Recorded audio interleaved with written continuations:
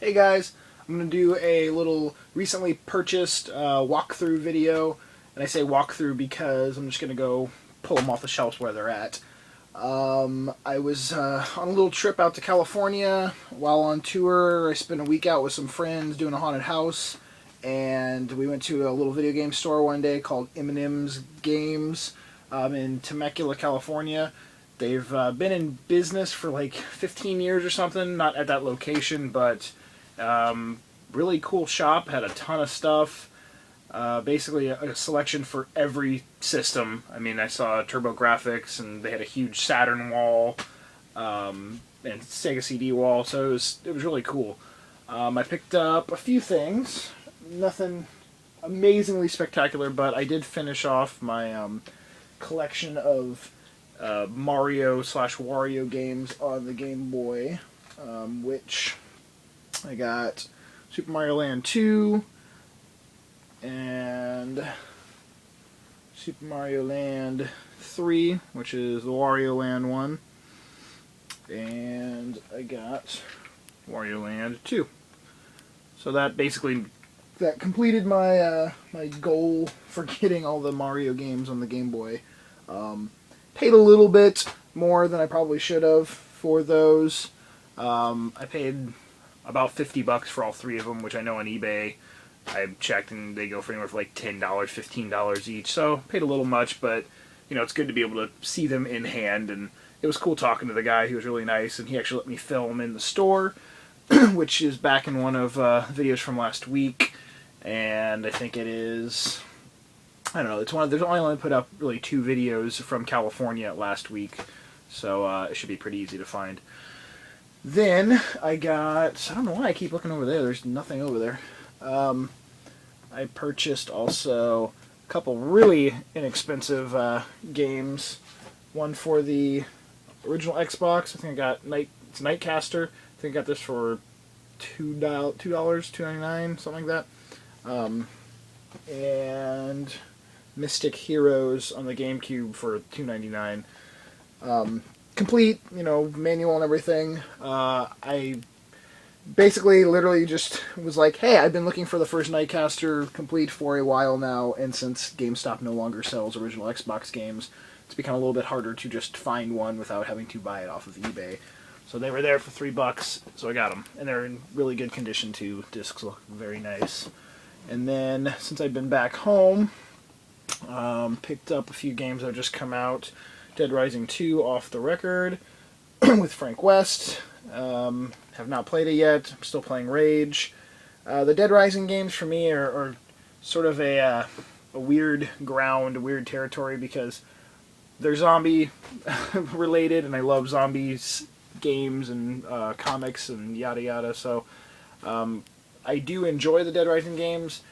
The arcade style to them of having like the time limit and sort of having to rush through and not be able to, you know, complete everything. It's fine. I have nothing against it, but it's not my favorite. So and then they've definitely gone the complete goofy route. I mean, Dead Rising was never a serious game in the first place, but they just keep going more and more and more bizarre, which is fun and funny. But anyway, so I'll get around to playing that at some point, but I always have to buy the Dead Rising games because they are zombie related. I did pick this up too, which came out about a month ago or so, and it just passed my radar.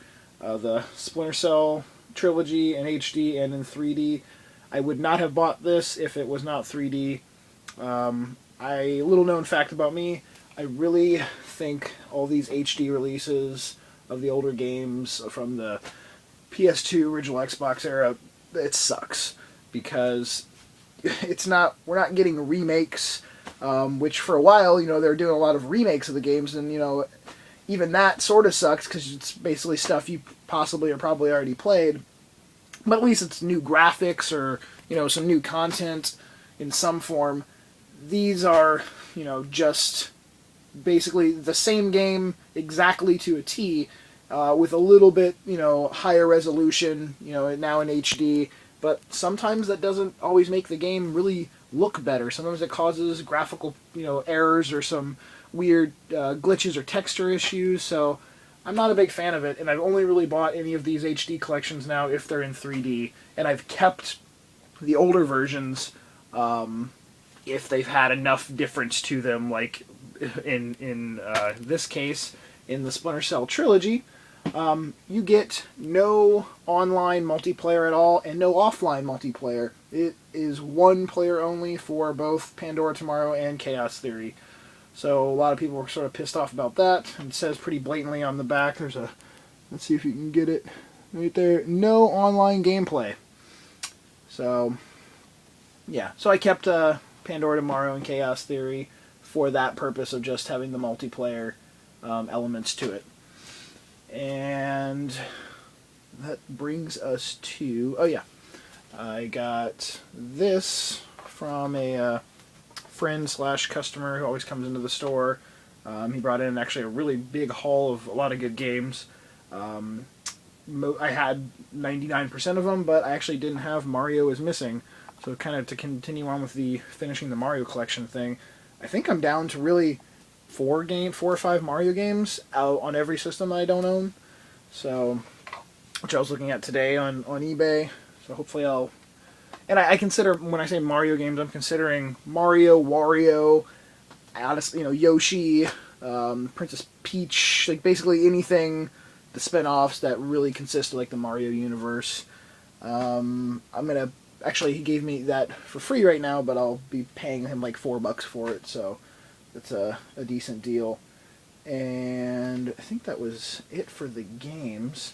But I did get, I had a friend who owns a anime, comic book, whatever you call it, store, just a big mixture, mainly an anime shop, but he does special orders for some bigger items, and I had put in an order for this guy a while ago, almost a year ago, I think, and it came in, and then I just didn't have like the spare money to pick it up, and then when I got back from this last tour, I was like, screw it, I'm going to go grab it. Before he actually ends up selling it to somebody else. And that is this Resident Evil liquor diorama. Obviously it's not in the box right now, it's because I wouldn't be able to lift it that high. It is back in one of the darkness corners, so hold on one second. It is right there, which it is really nice. Basically I was opening it up, hold on, let me get this open so there's no glare on it. There we go, that's probably a little better. Make sure I'm actually filming it, yeah. When I was opening up, I was like, oh wow, it's pretty cool, and then I would notice something else about it, and I'm like, oh wow, that's really cool, and then I was like, there's no shattered glass. They actually give you, if you can see down there, those little pieces, they're all loose. They give you a little pouch of, they give you a little pouch of glass to spread about how you want, which I thought was really neat. It's definitely more of a diorama, like they call it, because it's 360. There's detail all around. Even in the cracks of the wall, which you can't really see from here, there is like wiring and dirt and stuff piled up. So really sweet. This is the first Resident Evil statue I've ever bought. I have all the damn figurines over on those walls. But none of the statues have really ever caught my interest, just because they're sort of boring. Most of them are, just Jill or Chris or somebody standing with their gun drawn, and they're, they look pretty boring. They look like the figurines just in resin form or polystone form. So yeah, so that's the first one I ever bought, because it's actually sort of an action scene. He's jumping out of climbing through the window, and plus, I love the monsters in video games a lot more than the main characters always, so... And liquor is pretty memorable from Resident Evil 2. I guess that's about it, guys. And I'm trying to think what's another big game coming out really soon. After I beat Rage...